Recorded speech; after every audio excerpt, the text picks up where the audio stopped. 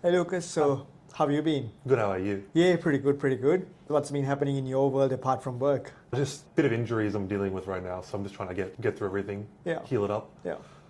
Yeah, look, same here. I've actually had a sprained back as we're trying to deal with, but hopefully I'll get that actually on the left side of my spine, so hopefully it'll start clearing up soon. Yeah. And then I can start getting back to my normal running or jogging or jumping and stuff like that. Yeah.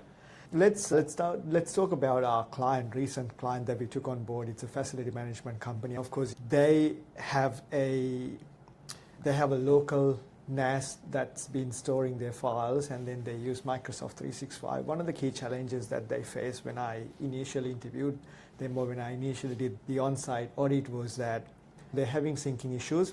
For example, one staff member working on a file, and then another staff member works on the same file because they didn't know who was working on what, and then they had like multiple versions of files, the same file being stored, and that's when they contacted AlphaClick, and then I went on site and I had a look at their system, and I'm like, okay, so you have a NAS and you're using Microsoft 365 for your emails and you're using Teams. And then when I saw their system, I felt like, okay, there's things, they already have the tools that's necessary for their business to run, but then again, they've not been utilized properly. So for example, yes, NAS is there, but you really need a NAS now. Everything should have been migrated to Microsoft 365. And one of the other key challenges that they faced was that's one of the reasons they contacted us. They were like, look, we wanted to get this done, but we contacted our IT provider, but usually we give them a call, and we never hear from them for a couple of days, and they're hard to catch. And that's been one of the key reasons that they wanted to change. So now they become our client. We've done the onboarding, and we started the project. I know you've been working on the project quite a lot. So tell me what we've done for the client so far, and tell me what Carl's response is. So Carl is our client, so what Carl's response is? Yeah, so it started off with a lot of sort of this information gathering. This client, they were at least smart enough to know how security works with the terms of permissions for certain files, for certain folders. They had an archive set up as well, so it was a lot of working out what the requirements were while also going into the NAS currently and checking who has access to what file, because some of it's confidential and security is a big point of we try to push for everyone. So it was getting the list of all of it, and then I sent him through the list, and he said, hey, this part's good, these people aren't here anymore, so that way we can clean up, because sometimes you can copy and paste everything over, but if you have 10 plus years of data there, a lot of the things there it just makes a mess. You have people coming in out of the company. If you have 100 people in a security group and 60 of them have left by now, it's just a whole mess. So we went through and removed permissions for some people that didn't need it, added it for people that weren't there yet, and then from there created the SharePoint files in the back end and made sure that all of the permissions were set correctly, got in contact with him, and then walked him through, this is where you'll upload it to, this is how it syncs, showed him how it works, and then he could upload the files himself. And then from there, we can go through one by one to each of the computers and then do the syncing down to each. So far, we did it in small batches, so there was 10 files needed to be migrated, or 10 folders. So we started with 2 folders, another 3, we got another 2 happening today, and just that way, it's not all at once and then businesses go down if something goes wrong. We want to make sure that even though we're transitioning, there's no downtime. Yeah, one of the key things that Carl was telling me when we initially started, and I guess that's one of the reasons we do this in stages, because they've got staff members in Victoria, New South Wales and Queensland, so they want to make sure that they keep them all informed. I think it's one of the good approaches that our client is doing. And in fact, one of the great things that I like about working on this project is that Carl has a really good understanding on the systems and on how things work. And it's funny, I asked him, why do you need AlphaClick? Because you seem to know everything. You seem to know all the security stuff like that. And I'm like, why do you need us? And then he goes, no, I'd rather leave that to the expert, and I do what I do best. I guess that's one of the good qualities of a good business person. And yeah, so he trusted us, and now we are working on the project. It's great to work with them. And one of the other things that's coming up with them is that currently they're in an office, again, southeastern suburbs of Victoria, and now they're moving to a new site, which we are doing the office move, or help them do the office move in terms of setting up the network and everything. So as part of that, I guess it's a good thing that we talked about that, because as part of that, they wanted to set up a boardroom, because currently they have a little Nook installed behind the TV, and then they have a TV and a little Microsoft webcam that's installed with a wireless keyboard and mouse. So they wanted like a better boardroom solution. So as part of that, we actually went to Yealink's boardroom studio in Port Melbourne last week. So what do you think of that? Yeah, it was a really good experience actually. I think a lot of the times we can look through a catalog and pick something out, but we haven't actually used every single solution on the market. We've gone and installed the ones that we've done, and there's hundreds of ones that we'll never know about, because if we don't purchase it or we don't test it, we wouldn't know. So be able to go through in A to Z, here's the lowest level, here's the highest level, here's what everything is used for. We can use that to give a better solution to the client, because we can suggest them what we've used for 10 years, but 10 years is a big part of project development and growth in systems and all that stuff. Meeting bars and cameras, they've upgraded now.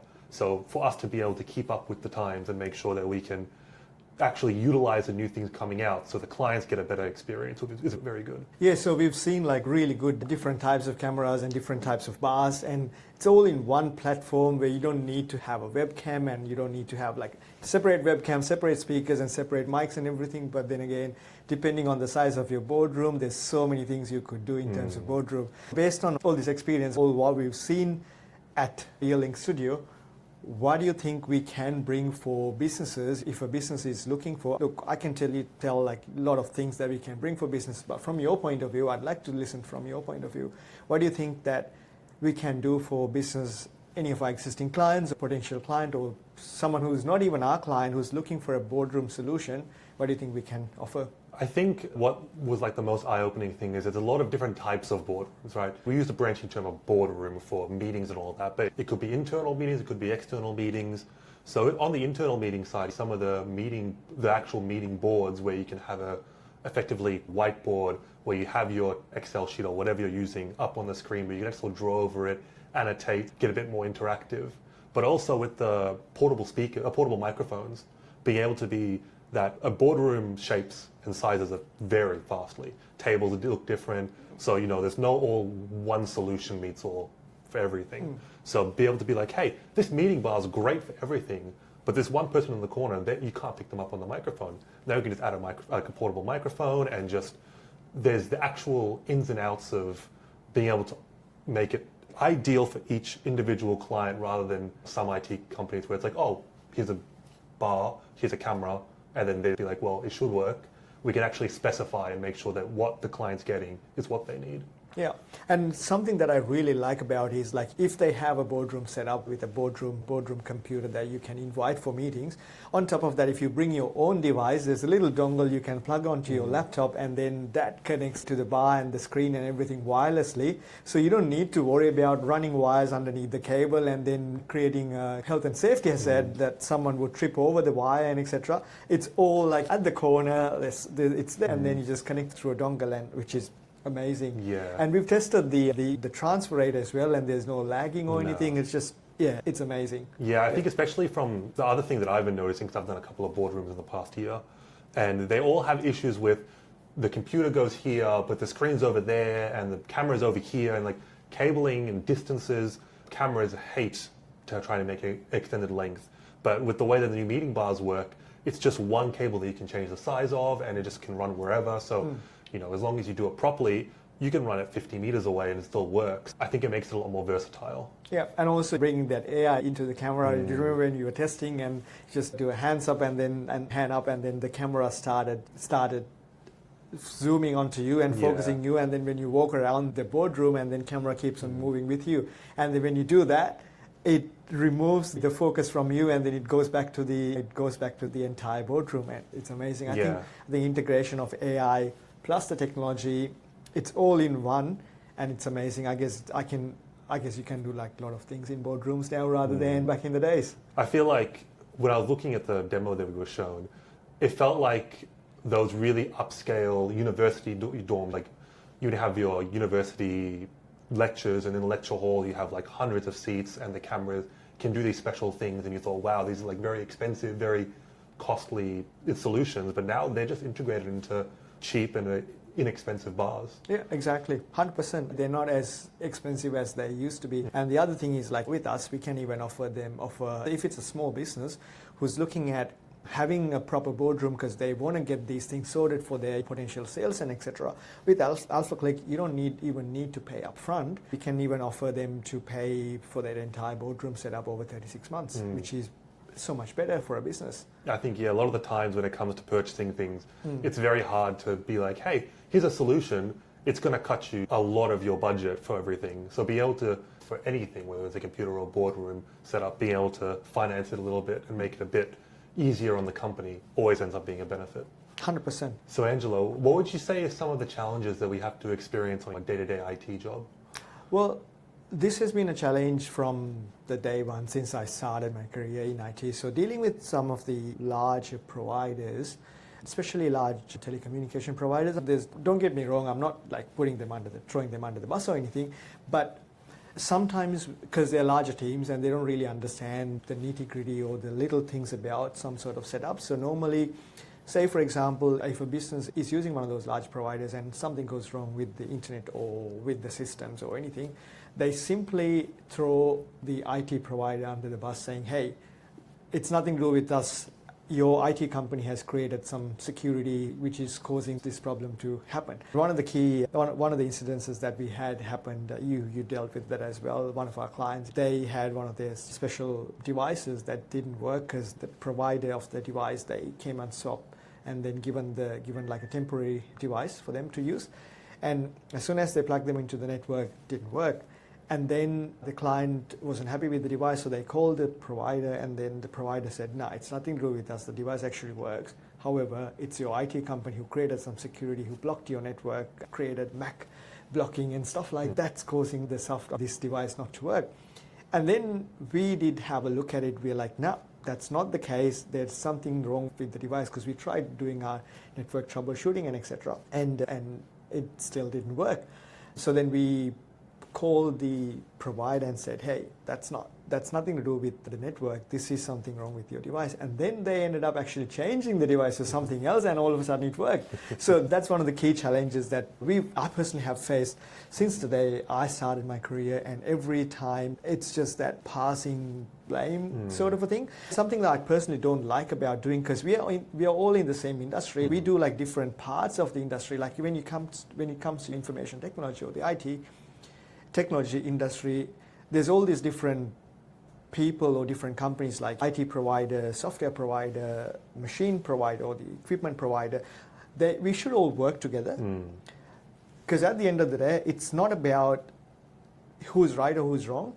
At the end of the day, it's the end user or our client, our mutual client has to be the priority. And then we have to work together in terms of getting the final end product delivered to our client without any issues. So if there's anything wrong that's either from our end, from either one of those ends, it's just a matter of we working together rather than throwing the other person or other party under the bus saying, hey, it's their fault, it's not our fault. That's something I highly believe in. That's one of the key challenges that we've faced recently. Yeah, I know, especially when it comes to some of the big providers, sometimes they try to get jobs done, but they don't really look at the nitty-gritty. So one of our clients recently had moved buildings. And when this client moved buildings, they had gone to one of the top 3 ISPs for Melbourne and got an internet connection. They basically rushed them through the process, made them pay for it. Turns out the internet connection was for a different building. And they're not providing any help on trying to get it fixed and all that sort of stuff. So they came to me and said, hey, do you guys do internet? And I said, yes. So then went to our ISP, and we've found all this information that they didn't have, expecting top 3 ISP to have like everything in the system. So now working with us, we're able to get through and contact the building, and the building is helping us to actually get the internet working properly. Yeah, that's the beauty of working with a small provider like us. We can get to the nitty-gritty, we can get to the little things to find out where the things are and what works for them. And then if we need to have like additional information, we can get in touch with the building or building provider or body corp or landlord and etc., trying to get the information, rather than just say, hey, yeah, we've connected. There was an incident, we ordered a number for Melbourne back in the days, a larger provider. And then they said, yep, number is connected and your internet is connected, but it's not working. We try, it's not working. And then ended up finding out it was connected to Perth. And it's funny, like Melbourne and Perth, it's completely different Yeah. how you have it connected to Perth. This has happened. Again, I'm not trying to blame, but these are the things that we normally face during our day-to-day lives, but that's what it is. That's the benefit of working with an IT provider that really cares, is that you have an issue like that, and issues happen. We're human, we make mistakes, but when we make a mistake, we can fix it on the spot. If you have a big provider having a mistake, you'll have to wait on the phone, on hold, wait for a response by email, and it just ends up being a dragged out issue. So even we're all human, things happen, but we'll make sure that we do it right. Yeah, that's right. I think that's one of the key values that we stand up for it as well. Like, as we're humans and we provide a personalized service, and then at the end of the day, our best interest is our clients. If the client grows, we grow with them. And as a small provider and as a small community, we want our client to be happy and tell good things about us. So Angelo, if you had to give some sort of advice to businesses about making secure passwords, what kind of advice would you give? Well, in the past, secure password is my name with an uppercase and then my date of birth and maybe one character. But now it's not secure anymore, so you can't have your dog's name, cat's name, and your loved one's name with your date of birth or with the end of your couple of digits of your phone number, and etc. That's not secure anymore. So there's different ways of creating secure passwords now, but I reckon the best way to do it is to have a password manager. There are a lot of free password managers as well. Look, this is not sponsored or anything, but a couple of password managers that I can recommend is Keeper or LastPass. Now, LastPass is a good password manager, and Keeper is a good password manager as well. But there are a few other password managers out there. So then you can save your password. That's a key thing. And then in terms of creating a password, all these password managers, they offer random password generation. So the problem with creating a random complex password is that you can't remember because it's got like all these different characters and it's a random thing. So then you need to have a password manager that can securely store your password. So to answer your question, to have a secure password, get a random password generator. For example, you can use LastPass or Keeper to generate random passwords and store them in a password manager. That's one of the best ways you could have secure passwords. Yeah, I think the big thing that people don't understand is how easy it is to hack passwords these days. Everything from dictionary attacks to all these sort of ways that hackers use to get passwords. I saw a graph online that even 8-digit passwords, regardless of how random it is, can be as simple as in less than a day to hack. And the complexity of the password and the length of the password is really important. And we can't remember 12 random characters and digits and uppercase and lowercase because we have how many accounts these days? You have Facebook, everything has a password. And since you don't want to use the same password for everywhere, remembering hundreds of these passwords that are all different and complex, it's just impossible. It is impossible. And it's not just about having a secure password as well. Like random password, having a secure random password means you're protected, is not. That's where you need to have the two-factor authentication as well, because if someone guessed your password, tried to access your system, or your password got leaked in somehow, then you need to have two-factor authentication. So in case if someone's accessing your accounts, then you'll get a notification or they can't access without your two-factor code. Yeah, I think that's the other thing that people don't realize is that two-factor's amazing, but there's different types of two-factor. Email, SMS, and then the actual authentication based with like Google or Microsoft Authenticator, where, an email two-factor is great, but if someone hacks your email, they've got your two-factor, which is why as much as it can be a hindrance and annoyance, having an application-based two-factor is the most secure thing to do. Yeah, 100%. Now, application-based two-factor or even the SMS two-factor is a lot more secure rather than having to have the email email two-factor, because that's right. Your email's been hacked and you got the code, then you can easily reset the password and also get the two-factor code onto your email as well. That's that's one of the key things. So Lucas, the Windows 10 is becoming end of life very soon. So I know you've been doing a lot of research on that and we've been advising our clients as well. So rather than me telling about it, I'll tell what do you think, where are we at with Windows 10 and what do you think the businesses should do? Yeah, I think a lot of people don't really understand because a lot of people don't even realize that Windows 10 is becoming end of life because, as everyone is, a lot of people like Windows 10 more than 11, but unfortunately in October it's going to be gone. So security updates, for example. So it's not that you can't use it, it's just that a year, 2 years from now, there's no security updates for it. So any hacker that finds some sort of backdoor into the system, you're compromised. So it's about making sure your devices are up to date and up to date enough to get the upgrades. So Windows has said that basically from this generation of computer onwards qualifies, and from before it doesn't. So what it's important to do is make sure that your devices are updated and to make sure your devices aren't too old. A lot of people that, clients, we haven't realized how old the devices are. They just get used to things being slow and it's a hindrance to them, but they don't really care. But now those devices are slow and they're unsecure. So I think it's really important to take from an IT point of view, is not to just wait for the client to tell us, oh, this computer's slow, why is it not working? Is that one of the things that I make sure I do a lot is go through every client, make sure I go through all the devices, and make sure the devices are actually somewhat new. Because it's not easy to be like, hey, this computer's slow, this computer's going to be costing you money because you're not be able to function fully. But pay some more money and get a new device. You don't want to have to do that to a client. So really, I think it's on us to be able to recommend things and also recommend them in a way that's not buy this now. It's like, hey, for a lot of clients, I've been talking to people from last year about the upgrades, because I think it's important that you don't just drop it on someone. Yeah. So I think a part of our job as an IT company is to keep people informed, not only to make them not to make them make good choices, but to make them think about good choices, but also to just be there as a consultation. A lot of times we have clients sending us emails about scam emails they could be getting, and just being a resource and using us in a way that makes them more secure. Yeah, that's part of proactive IT management. So that's why I know we put in so much of social media posts about Windows 10 upgrades since early this year, or even I think we started last year as well. We started sending emails to our clients internally saying, hey, these computers are going to be obsolete by October next year, so you need to upgrade them and etc. So we started pushing them. So we've given them enough time to either plan. I know some of our clients, they actually told us, yes, we don't want to wait till the last minute and then upgrade like 20 computers in one go. So let's do bits and bit by bit over time. So then it helps our cash flow. I think that's one of the key things should come from an IT provider. Yeah, and I know especially in the financial years coming up, people want to try to either make the purchases this financial year or next financial year. So we have a lot of clients that said, hey, we want to do this upgrade. Just remind us in July, remind us in August, because that way they don't forget about it, because we don't want to leave it on the client to have to remind us when they're ready to purchase. We want to be able to be like, hey, let me know when you're ready.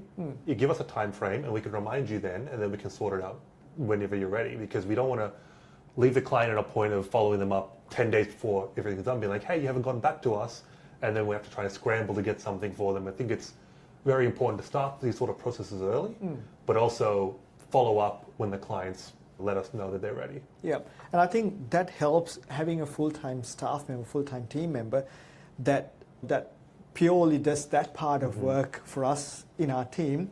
I think that helps quite a lot for us as well to keep up to date. Like, for example, we've got our help desk analyst who's purely analyzing all our clients' computers on a regular basis, not just computers, their systems and their networks and everything, just to make sure that, number one, their backups are running, their backups are all up to date, and their systems are all up to date as well. And then on top of that, if there are any systems that are becoming obsolete, then we can let them know like far beforehand, rather than till the last minute and say, hey, bad luck, your computer's dead, you need to replace now.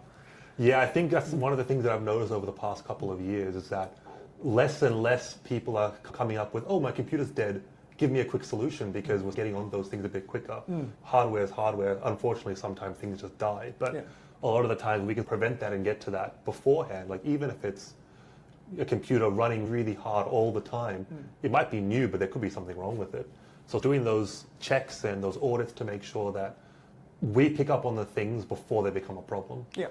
100%. We talked about a lot of things, Lucas, and I guess that some of them are like really valuable for businesses, and some of them are really good for the businesses to think about for the future.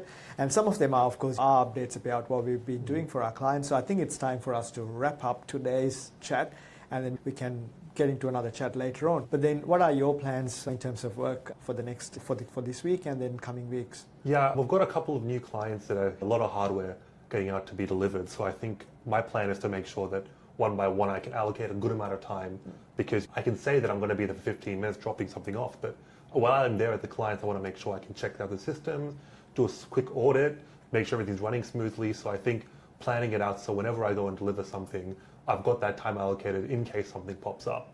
And on top of that, there's a couple of migrations happening over the next week. So making sure that everyone is aware. So sometimes when you have to migrate a whole server out of a rack and put a new server in, you have to make sure everyone involved knows. So I think it's taking the time. I'm going to have to spend the rest of the day on emails, making sure that this provider, that provider, this person, making sure everyone knows what's going on. Yeah. What about you? Well, we've got a couple of potential clients in the pipeline. I've got a couple of meetings that's lined up for this week and also next week. So in terms of getting to understand, one of the key things is that I like to listen to them rather than saying, hey, here's a solution and this is what we offer.